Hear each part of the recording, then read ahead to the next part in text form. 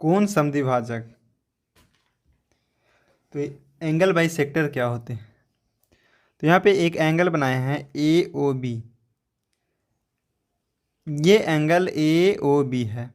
तो इसको यदि हम बीच ओ से एक हम लाइन खींचेंगे, यानी ये किरण खींचेंगे बीच में इसके, और किरण ऐसा होना चाहिए कि दोनों मतलब ए ओ बी के दो बराबर बराबर भागों में बांट दे, तो वही कहलाता है कोण समद्विभाजक, यानी दो भागों में बांट दे रहा है।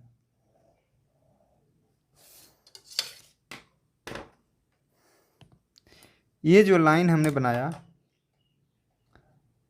ओ सी, तो ये ए ओ बी को यानी को कोण ए ओ बी, ए ओ बी जो कोण है, इसको दो बराबर बराबर भागों में बांटा है, यानी कि इतना बराबर हो जाएगा कोण ए ओ सी प्लस कोण बी ओ सी। ये तो होगा ही, लेकिन इसमें भी एक कंडीशन क्या है कि ये दोनों आपस में हमेशा बराबर रहेगा, यानी कि कोण ए ओ सी, कोण यहाँ पे देखिए कोण ए ओ सी बराबर होगा कोण बी ओ सी के, यानी ये कोण यदि थीटा होगा तो ये भी कितना होगा थीटा। यानी कि यदि ये यहाँ से ए ओ बी दो थीटा है, तो ये इसको दो भाग में बांट दिया, ये थीटा तो ये भी थीटा। यही होता है क्या कोण समद्विभाजक, यानी कोई कोण को दो भाग में विभाजित कर देने वाला लाइन को ही कोण समद्विभाजक कहते हैं। ओसी जो किरण है इसी को हम लोग बोलेंगे क्या, एंगल बाई सेक्टर। कोण समद्विभाजक दो प्रकार के होते हैं, एक होता है इंटीरियर एंगल बाई सेक्टर और दूसरा होता है एक्सटीरियर एंगल बाई सेक्टर। तो यानी अंतः कोण समद्विभाजक और एक होता है वाह कोण समद्विभाजक। तो यहाँ पे हम लोग अंतः कोण समद्विभाजक को पढ़ेंगे, इंटीरियर एंगल बाई सेक्टर। अंतः कोण समद्विभाजक को हम लोग आंतरिक कोण समद्विभाजक भी बोल देते हैं।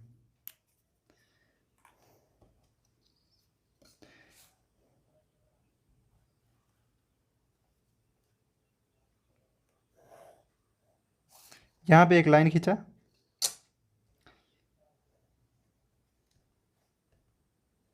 ये दो एंगल बना, यदि ये एक्स होगा तो ये भी एक्स होगा, यानी दोनों आपस में बराबर होगा, यानी ए ओ बी को दो बराबर बराबर भागों में बांट रहा है कौन, किरण ओ सी। तो यही क्या कहला जाएगा, इंटरनल यानी आंतरिक कोण समद्विभाजक। ये आंतरिक कोण समद्विभाजक है, यानी इसको हम बोलेंगे यहाँ पे कि ये है जो आंतरिक कोण समद्विभाजक है, या तो अंतः कोण समद्विभाजक, इंटरनल एंगल बाई सेक्टर। इसी को बोलते हैं इंटीरियर एंगल बाई सेक्टर। ये होता है interior angle by sector. A O B को दो भाग में बांटा, ए ओ सी और दूसरा क्या है कोण बी ओ सी। ठीक है, और यहाँ पे ध्यान देना है कि ए ओ सी और बी ओ सी आपस में बराबर है, यानी कोण ए ओ सी और कोण बी ओ सी आपस में बराबर है।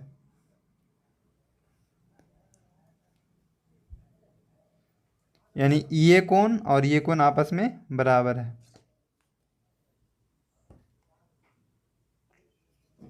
एक्सटीरियर एंगल बाई सेक्टर, यानी कि बाह्य कोण समद्विभाजक।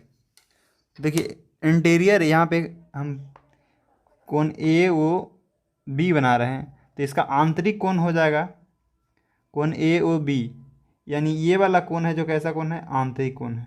ठीक है, और इसका वाह कोण कौन हो जाएगा, तो इसका वाह कोण बनाने के लिए हम ये किरण को इधर बढ़ाते हैं, और ये बढ़ाएंगे तो ये वाला कोण है जो यहाँ से है ये वाला, ये वाह्य कोण हो जाएगा, यानी कि वाह कोण, बाहरी कोण जिसको बोल सकते हैं। अब ये कोण को दो भाग में जो बांटेगा वो वही कहला जाएगा external exterior angle by sector.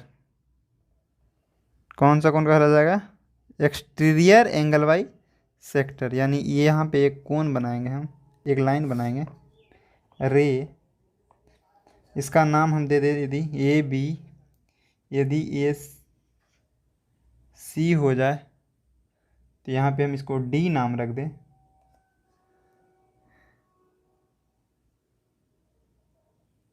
इसको डी नाम रख देते हैं और इसको ई नाम रख देते हैं, तो ज़्यादा आसान होगा। ठीक है, अब देखिए, यदि ये कोण अल्फा होगा तो ये भी कितना हो जाएगा, अल्फा, यानी ये दोनों आपस में बराबर होगा। यानी कोण ए ओ डी है, जिसको दो भागों में बांट रहा है ओ ई किरण, यानी इधर अल्फा तो इधर भी अल्फा। यही होता है एक्सटर्नल, या तो इसको बोलते हैं एक्सटीरियर एंगल बाई सेक्टर, यानी बाह्य कोण संधिभाजक। नेक्स्ट क्वेश्चन बनता है कि इंटीरियर एंगल बाई सेक्टर और एक्सटीरियर एंगल बाई सेक्टर के बीच में कितना का कोण बनता है। यानी कि ये कोण है ए ओ बी, तो इसका ये सी है और एक यहाँ पे डी और ये ई। ठीक है, तो यानी कि ई ओ सी के बीच में कितना डिग्री का कोण बनता है। तो देखिए, ए ओ बी का इंटीरियर एंगल कितना हो जाएगा, ये यदि थीटा होगा तो ये भी कितना होगा, थीटा। ठीक है, और एक्सटीरियर एंगल बाई सेक्टर में यदि ये अल्फा होगा तो ये भी कितना हो जाएगा, अल्फा, यानी दोनों आपस में बराबर होता है। अब बताइए, ये जो पूरा कोण बन रहा है जो कौन सा कोण है, तो ये पूरा कोण स्ट्रेट लाइन एंगल है, यानी स्ट्रेट लाइन पे जो एंगल है जिसको हम लोग रिजु कोण बोलते हैं, कितना डिग्री के बराबर होता है, 180 डिग्री के बराबर, यानी यहाँ से यहाँ पूरा 180 डिग्री के बराबर। अब यहाँ पे सब कोण को जोड़ देते हैं, यानी alpha plus alpha, alpha plus alpha plus theta plus theta बराबर टोटल कोण का मान 180 डिग्री। अब यहाँ पे हमारा आ गया 2 अल्फा प्लस 2 थीटा बराबर 180 डिग्री। तो यदि हम यहाँ से 2 को कॉमन ले लें तो अल्फा प्लस थीटा बराबर 180 डिग्री, तो अल्फा प्लस थीटा का मान हमारा आ गया 180/2, यानी कि 90 डिग्री के बराबर हो जाएगा। यानी ये जो कोण यहाँ से यहाँ तक बन रहा है जो 90 डिग्री के बराबर, यानी कि इंटीरियर एंगल बाई सेक्टर और एक्सटीरियर एंगल बाई सेक्टर के बीच में जो कोण बनता है वो कितना डिग्री का होता है, 90 डिग्री का होता है। इसमें एक बार ध्यान देना है कि इंटीरियर एंगल बाई सेक्टर और एक्सटीरियर एंगल बाई सेक्टर के बीच का बना कोण 90 डिग्री का होता है। नेक्स्ट है आसन कोण या एडसेंट एंगल क्या होता है। आसन कोण क्या होता है, तो देखिए, एक एंगल है ए ओ बी और इसका एक भुजा है, एक और कोण यहाँ पे इसको दो भाग में बांट रहा है ओ सी। ठीक है, तो यदि यहाँ पे ये तीनों मतलब जो किरण है ये तीनों का एक ही शीर्ष हो, यानी एक ही पॉइंट पे तीनों काट रहा है, यानी एक ही पॉइंट पे तीनों मिले, और उसके बाद उसका एक भुजा उभयनिष्ठ हो, यानी कि ये वाला भुजा ये दोनों कोण के लिए उभयनिष्ठ है, यानी एक कोण के लिए भी ये उभयनिष्ठ है और ये कोण के लिए भी ये उभयनिष्ठ है। यानी ये भुजा जो हम ग्रीन से बनाए हैं, ये वाला कैसा भुजा है, उभयनिष्ठ भुजा है। और इसका एक कंडीशन और है कि ये जो दोनों मतलब जो उभयनिष्ठ भुजा नहीं है, जो उभयनिष्ठ भुजा के विपरीत दिशा में हो, तो देखिए एक ये उभयनिष्ठ नहीं है तो ये 20 के विपरीत है, आइए यहाँ पे देखिए ये दोनों एक दूसरे के विपरीत दिशा में है, तो ये कोण कौन सा कोण कहला जाता है, ये कोण आसन कोण कहला जाते हैं।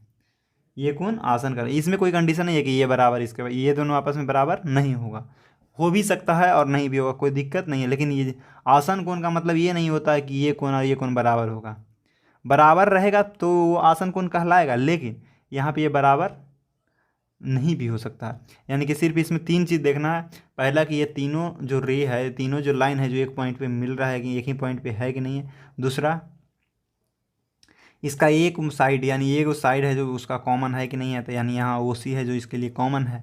और यहाँ पे ये जो मतलब जो कॉमन नहीं है वो एक दूसरे के विपरीत दिशा में होना चाहिए, यानी कि एक ही दिशा में नहीं है। यानी कि यहाँ पे ओ बी इधर रहता, यहाँ पे इसको कॉमन मान लेते तो ये कोण आसन कोण नहीं कहलाता। नेक्स्ट है लीनियर पेयर ऑफ एंगल, यानी कि जिसको हम लोग बोलते हैं रैखिक युग्म, यानी रैखिक युग्म। तो रैखिक युग्म कौन कहलाता है, तो दो आसन कोण जिनकी भिन्न भिन्न भुजाएं दो विपरीत किरण हो। यानी कि देखिए, ये आसन कोण है यहाँ पे ए, और इसका जो विपरीत है ना भुजा, यानी कि जो कॉमन भुजा ना है जो यहाँ पे एक दूसरे के विपरीत में हो, तो ये कौन सा कोण कहा जाता है? लीनियर पेयर ऑफ एंगल, यानी स्ट्रेट लाइन पे ये बना एंगल है। यानी कि दो, यहाँ पे दो आसन कोण होना चाहिए, दो, यानी दो से ज़्यादा नहीं होना। यानी कि इसको हम बोल सकते हैं यह ओ है, तो यानी दो कोण इस प्रकार हो, यानी ऐसा दो दो कोण ऐसा हो जो कि मतलब जिसका शीर्ष बिंदु उभयनिष्ठ हो। तो शीर्ष बिंदु तो तीनों के लिए, दोनों कोण के लिए उभयनिष्ठ है, यहाँ पे इसके लिए भी उभयनिष्ठ है और इसके लिए भी उभयनिष्ठ है। और एक भुजा उभयनिष्ठ हो, तो एक भुजा भी यहाँ पे उभयनिष्ठ है। ठीक है, एक भुजा भी उभयनिष्ठ है।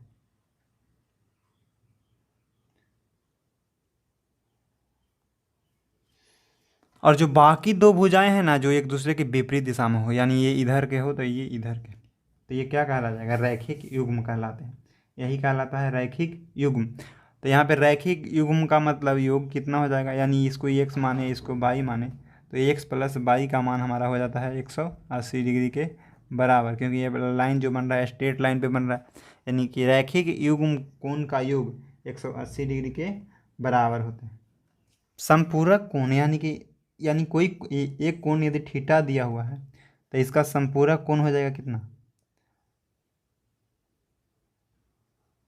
180 डिग्री माइनस थीटा। और इसका कोटि पूरक कोण कितना हो, यानी कि पूरक कोण कितना हो जाएगा? तो 90 माइनस थीटा। कोई कोण यदि थीटा दिया हुआ है तो इसका संपूरक कोण 180 माइनस थीटा और पूरक कोण 90 माइनस थीटा। तो बोल रहा है कि पूरक कोण और संपूरक कोण, यानी संपूरक और पूरक के बीच में डिफरेंस कितना हो जाएगा? तो यानी कि 180 माइनस थीटा और 90 माइनस थीटा के बीच हम लोग का डिफरेंस निकालना है कि कितना डिग्री का होता है। तो यहाँ पे 180 माइनस थीटा, यहाँ पे माइनस से गुना करेंगे तो माइनस 90, और यहाँ पे माइनस माइनस प्लस थीटा, तो थीटा से थीटा कट जाएगा, 180 में से 90 बच जाएगा, कितना बचेगा? 90 डिग्री। यानी कि संपूरक कोण और पूरक कोण के बीच का डिफरेंस होता है 90 डिग्री। चलिए ध्यान दीजिए यहाँ पे, थीटा का पूरक कोण कितना हो जाएगा? 90 डिग्री माइनस थीटा। और यही थीटा का समपूरक कोण कितना हो जाएगा?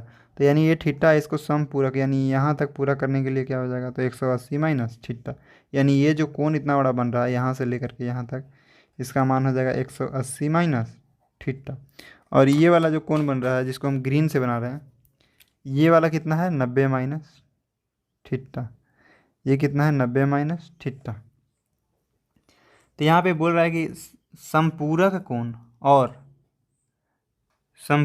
कोण और कोटिपूरक कोण के बीच में डिफरेंस, यानी ये कोण और ये कोण के बीच में डिफरेंस कितना होगा? तो यदि ये कोण इतना है और ये पूरा है, तो इसमें से हम घटा देंगे तो ये वाला घट जाएगा, तो ये बस यही ना बचेगा, 90 ना बचेगा।